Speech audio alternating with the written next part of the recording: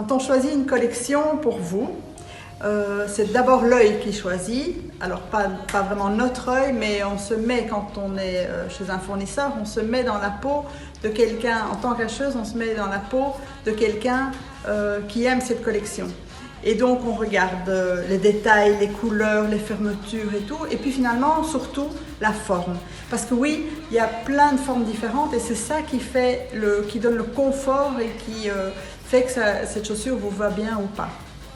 Quand vous voyez par exemple un mur de jeans dans un magasin de vêtements, ils ont l'air de se ressembler tous et pourtant vous savez très bien que certains modèles vous vont et d'autres pas du tout parce que c'est lié à la morphologie des jambes. Et bien pour les pieds c'est pareil, il y a vraiment une multitude de formes et c'est sur laquelle la chaussure est montée. On dit montée parce qu'on construit une chaussure sur une forme et puis on la passe au four, oui, comme un bon gâteau.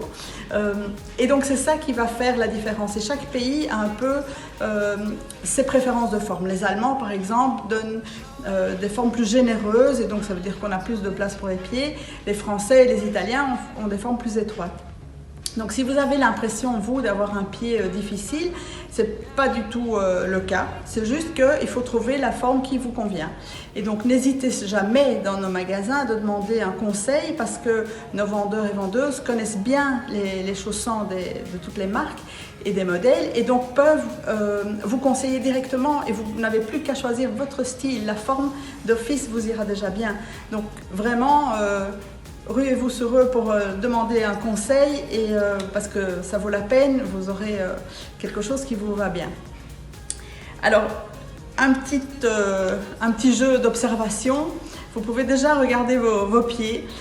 Si le gros orteil est le plus long, ça veut dire que vous avez un pied égyptien. Par contre, si c'est le deuxième orteil qui est le plus long, vous aviez un pied grec. Si je ne me trompe pas, voilà. Et si vous avez un pied plutôt carré, les trois premiers orteils la même longueur, donc ça fait une forme carrée et ça c'est un pied romain. Voilà. Alors, répondez en dessous, dites-nous si vous avez un pied grec, égyptien ou romain. À bientôt.